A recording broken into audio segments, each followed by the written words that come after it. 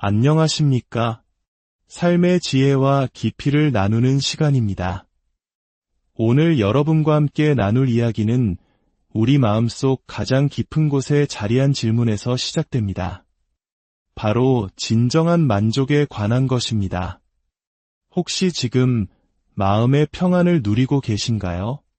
아니면 무언가 채워지지 않는 공허함과 불만족 속에서 힘겨워하고 계신가요? 이 시간을 시작하기에 앞서 오늘 이 이야기가 여러분의 마음에 울림을 준다면 좋아요와 구독으로 저희에게 큰 힘을 실어주시길 부탁드립니다. 여러분의 나눔과 참여는 더 많은 분들에게 하나님의 은혜를 전하는 아름다운 통로가 될 것입니다. 이 말씀을 듣는 모든 분들의 삶에 주님의 평강이 가득하기를 기도합니다. 우리는 끝없는 경쟁과 비교의 시대에 살고 있습니다.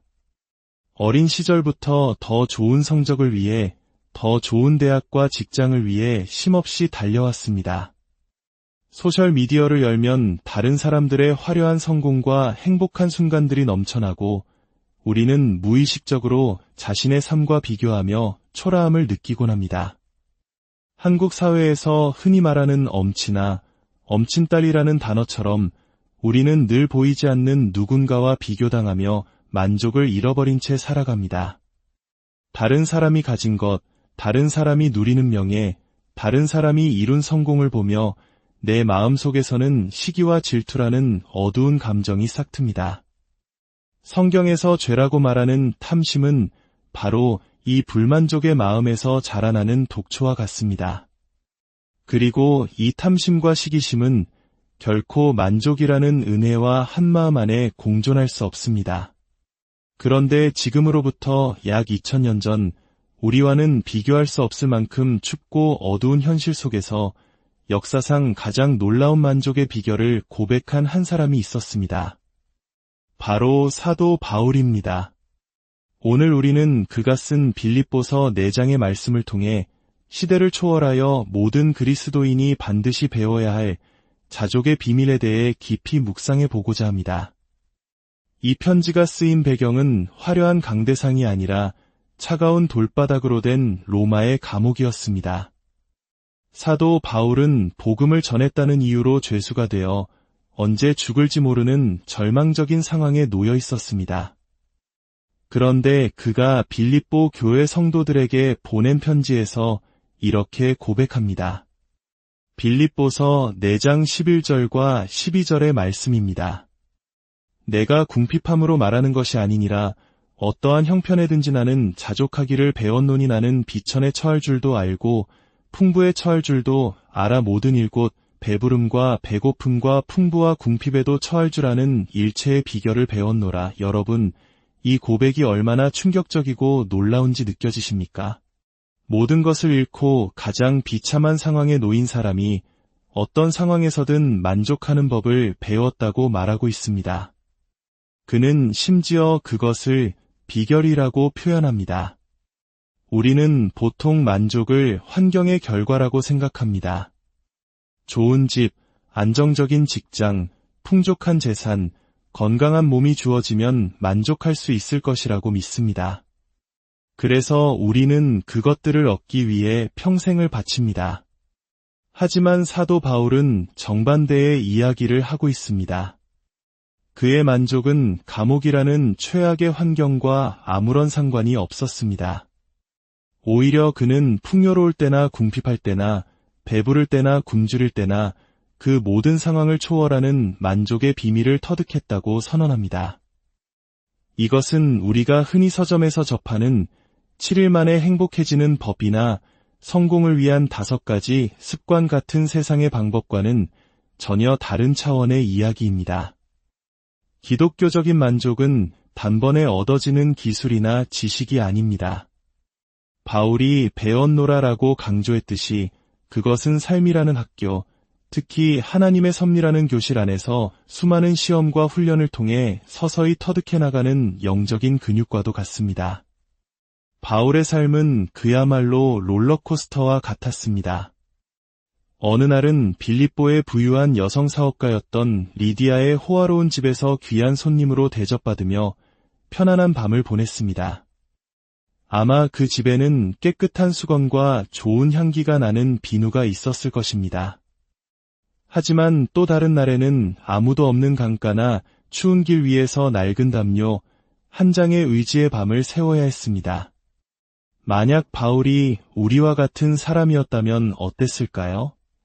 리디아의 집에서는 정말 행복하다.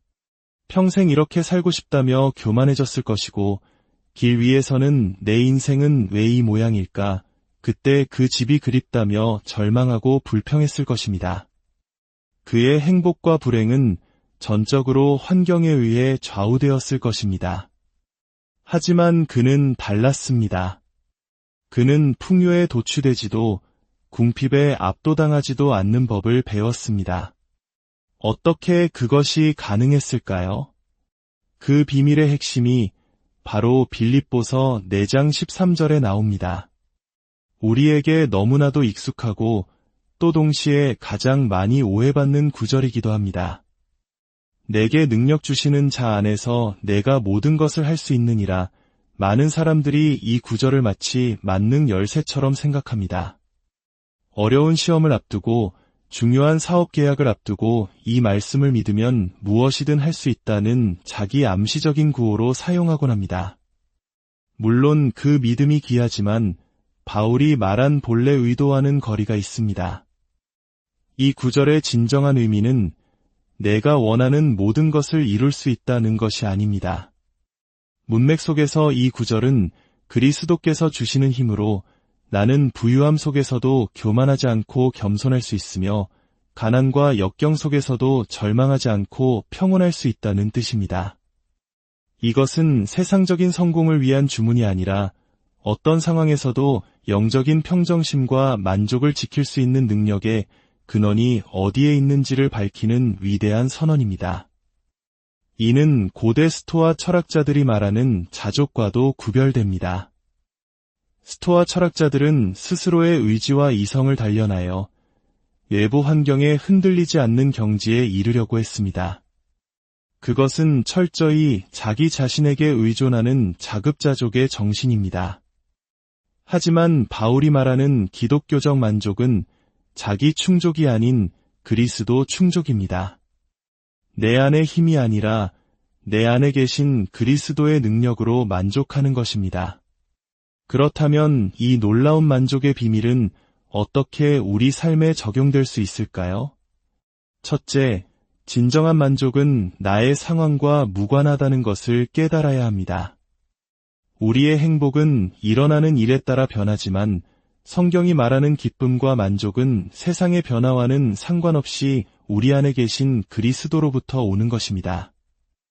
이 사실을 깊이 깨닫지 못하면 우리의 신앙생활은 환경에 따라 춤을 추는 롤러코스터와 같을 것입니다.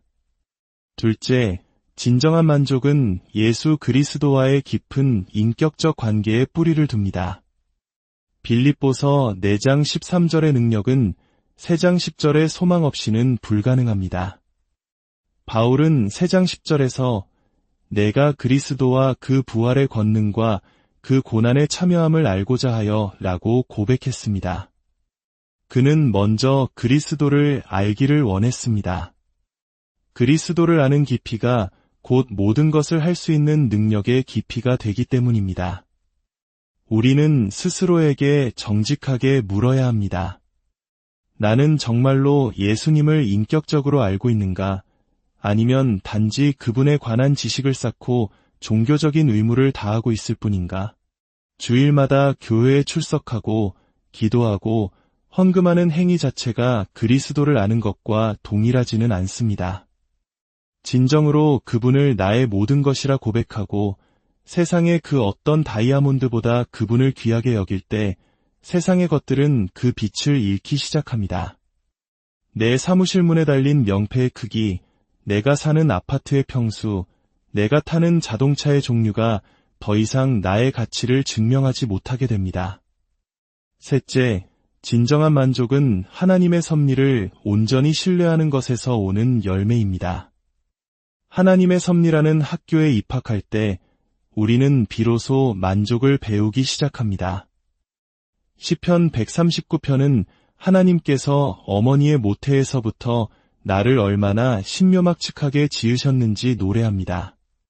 나의 눈동자 색깔, 나의 외모, 나의 재능, 심지어 나의 연약함까지도 하나님의 신성한 계획 아래 있습니다.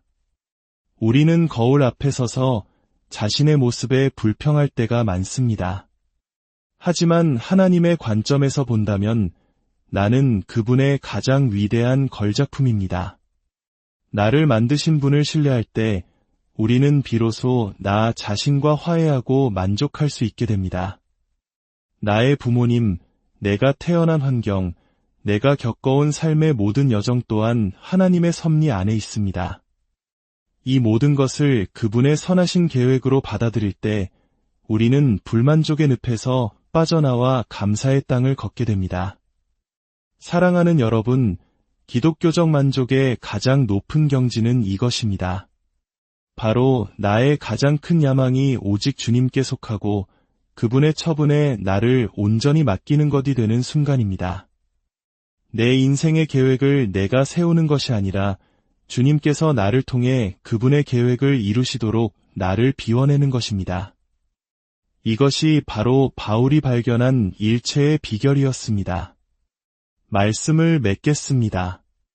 진정한 만족은 우리가 좇는 세상의 것들 너머에 있습니다. 그것은 소유에 있지 않고 관계에 있으며 환경에 있지 않고 믿음에 있습니다. 그것은 예수 그리스도를 더 깊이 알아갈수록 우리 삶에 맺히는 성령의 아름다운 열매입니다. 오늘 하루 잠시 멈추어 여러분의 마음을 들여다보십시오. 무엇이 당신의 마음을 이토록 불안하고 불만족스럽게 만듭니까? 그 모든 염려와 탐심을 십자가 앞에 내려놓고 바울처럼 고백해 보십시오. 내게 능력 주시는 자 안에서 나는 모든 상황에 만족하는 법을 배우겠습니다.